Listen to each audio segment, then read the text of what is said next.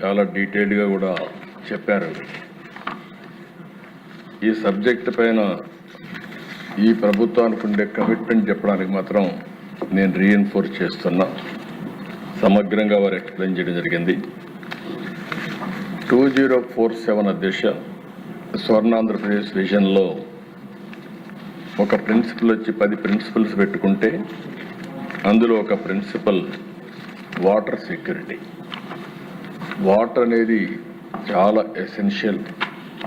ఇంతవరకు మనం చూసాం, దేశాల మధ్య యుద్ధాలు జరిగాయి, రాష్ట్రాల మధ్య విభేదాలు వచ్చాయి, జిల్లాల మధ్య కూడా గొడవలు వచ్చాయి. అదే మరిగా ఫైనల్గా మనం చూస్తే కాలువలో ఉండే రైతాంగం కూడా గొడవ పడే పరిస్థితి వస్తుంది. ఇంకొక పక్క ఎక్కడైతే ఇండస్ట్రీ రావాలన్నా, తాగేదానికి సురక్షితమైన వాటర్ ఇవ్వాలన్నా మనం వాటర్ మీద శ్రద్ధ పెట్టాల్సిన అవసరం ఉంది. అందుకే అధ్యక్ష ఈ ప్రభుత్వంలో ఒకసారి చూస్తే గోదావరి పుష్కరాలు ఫస్ట్ టైం నేను సమైక్య ఆంధ్రప్రదేశ్లో ముఖ్యమంత్రిగా ఉన్నప్పుడు గోదావరి పుష్కరాలు తీసుకొచ్చాను. దానికి కారణం ఏంటంటే అంతకుముందు జరిగేటి కానీ ప్రభుత్వం ముందుకొచ్చి చేయడం. దానికి కారణం మనం ప్రకృతిని ఆరాధిస్తాం, నీటిని పూజిస్తాం.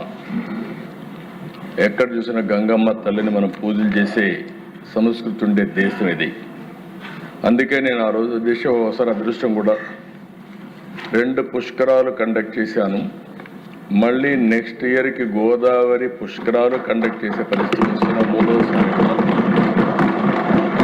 ఆ నెక్స్ట్ ఇయర్కి చూస్తే కృష్ణా పుష్కరాలు, అది కూడా 3వసారి కృష్ణా పుష్కరాలు కూడా ఈ ప్రభుత్వ ఆధ్వర్యంలో నిర్వహించే పరిస్థితికి వస్తుంది. ఒక విధంగా ఆలోచిస్తే ఇది ఒక అదృష్టం కూడా అని చెప్పి నేను మీకు తెలియజేస్తున్నా. అయితే అధ్యక్ష, ఇది అనునిత్యం జరగాలనే ఉద్దేశంతో మీరు ఒకసారి చూస్తే గోదావరికి అఖండ హారతి ఇచ్చాం. 365 రోజులు చేయాలనేది నా ఉద్దేశం. కృష్ణాకి పవిత్ర హారతి ఇచ్చాం. ఈ విధంగా నదుల్ని మనం పూజించితే తద్వారా ఒక బాధ్యత పెరుగుతుంది. అదే మరిగా వాటర్ సెక్యూరిటీ ఆటోమేటిక్గా వస్తున్న ఉద్దేశంతో మనం పెట్టుకున్నాం. ఈరోజు అధ్యక్ష ఈ ప్రభుత్వం చాలా స్పష్టంగా ఉన్నాం. నదుల అనుసంధానం చేసి, ఎందుకంటే మనం లోయర్ రైపేరియన్ స్టేట్, ఇప్పుడే మంత్రి గారు చెప్పారు, గోదావరి 40 సంవత్సరాలు ఆవరేజ్ నీళ్లు తీసుకుంటే 3000 టీఎంసీ సముద్రం లేకపోయినాయి. అదే మరి కృష్ణ పైన ప్రాజెక్టు కట్టారు, ఎప్పుడన్నా వరద వస్తే మనకు వస్తుంది. అలాంటి సందర్భాలు కూడా మనం ఫేస్ చేస్తున్నాం. ఈ 2 రివర్సే కాకుండా వంశధార దగ్గర నుంచి పెన్నా వరకు మనం కానీ నదుల అనుసంధానం చేసుకోగలిగితే, ఇంట్రా రివర్ చేయగలిగితే దీనివల్ల మనకు సమస్య చాలా వరకు పరిష్కారం అవుతుంది. ఫేజ్ 1లో నేను ఇప్పుడే కదా దిశ గంగా కావేరి అనుసంధానం జరగాలనేది నా ప్రగాఢమైనటువంటి ఆకాంక్ష, కోరిక. ఒక్కసారి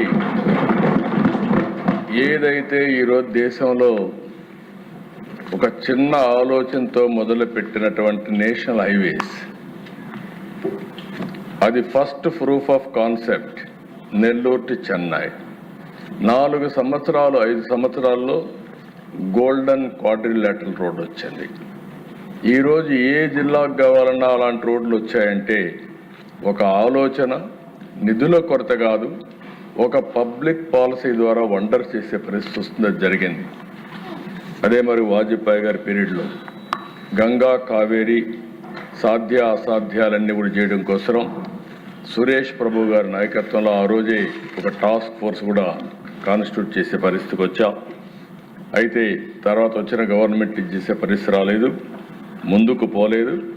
ప్రధానమంత్రి గారితో మాట్లాడినప్పుడు వారు ఒక మాట అన్నారు, ఇంట్రా రివర్ అంటే మీ రాష్ట్రంలో ఉండే రివర్స్ అన్నీ మీరు అనుసంధానం చేయండి, ఫైనల్గా జాతీయ స్థాయిలో కూడా మనం లింక్ చేసుకోవడానికి ఈజీగా ఉంటుందని చెప్పారు. అదే స్ఫూర్తితో పనిచేస్తున్నాం. నేను ఒకటే మీ అందరికీ హామీ ఇస్తున్నా, నదుల అనుసంధానం చేసి తెలుగు తల్లికి జలహారతి ఇచ్చే బాధ్యత ఈ ప్రభుత్వం తీసుకుంటామని తెలియజేస్తున్నాను. అందుకే దిశ 14-19 68,000 కోట్ల రూపాయలు ఖర్చు పెట్టాం. ఇప్పుడు మళ్ళీ మీరు ఒకసారి ఆలోచిస్తే ఇప్పటికే ఒక 20,000 కోట్ల దగ్గర ఖర్చు పెట్టే పరిస్థితికి వచ్చాం.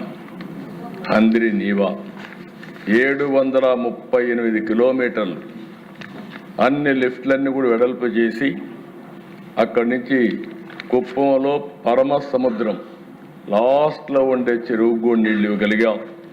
మడకసరికి గలిగాం.